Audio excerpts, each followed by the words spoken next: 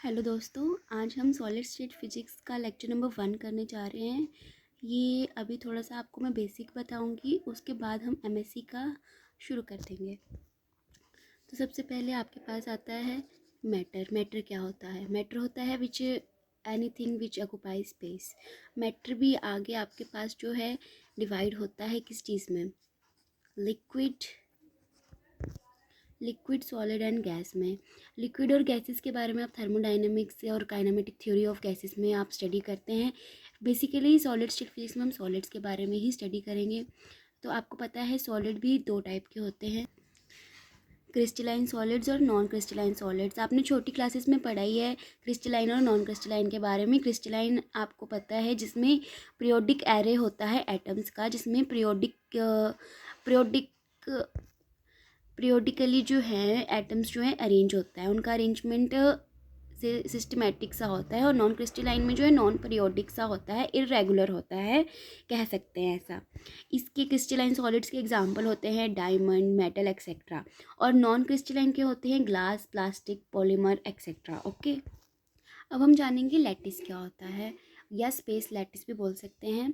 तो मतलब जैसे आप कुछ भी स्टडी करते हैं तो आपको ज्योमेट्री का यूज़ करना होता है, तो मतलब एज ए ज्योमेट्री ही मतलब समझ लो कि यूज़ किया जाता है इस चीज़ को, कि जो आपके पास इन्फिनाइट रेगुलर अरेंजमेंट होता है इन पॉइंट्स का। ऐसे तो ये 3 डायमेंशंस में होता है, लेकिन 3 डायमेंशनली हम ड्रॉ नहीं कर सकते, तो हमने ऐसे 2D में ही ड्रॉ किया है इसको। तो ये एक अरेंजमेंट होता है पॉइंट्स का इन 3 डायमेंशन, इन जिसमें जो हर एक लैटिस पॉइंट जो होता है वो आइडेंटिकल होता है अपनी सराउंडिंग से, मतलब एक जैसे ही होते हैं। तो इसको बोलते हैं हम स्पेस लैटिस। उसके बाद हम जानेंगे बेसिस क्या होता है।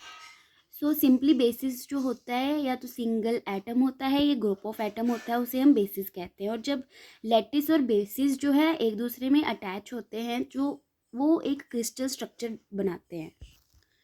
इनको जब इकट्ठा देखते हैं तो ये ऐसे होते हैं,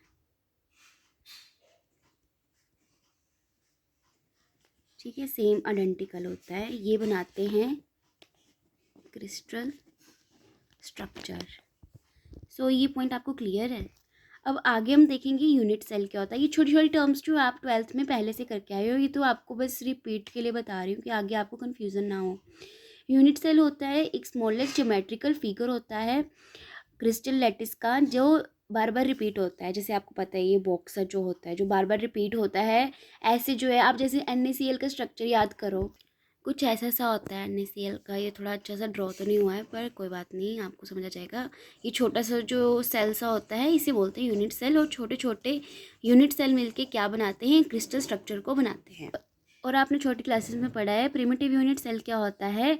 जब जब लैटिस पॉइंट जो है कॉर्नर्स पे होते हैं और उनका जो वॉल्यूम होता है मैक्सिमम होता है, वो होते हैं प्रिमिटिव यूनिट सेल।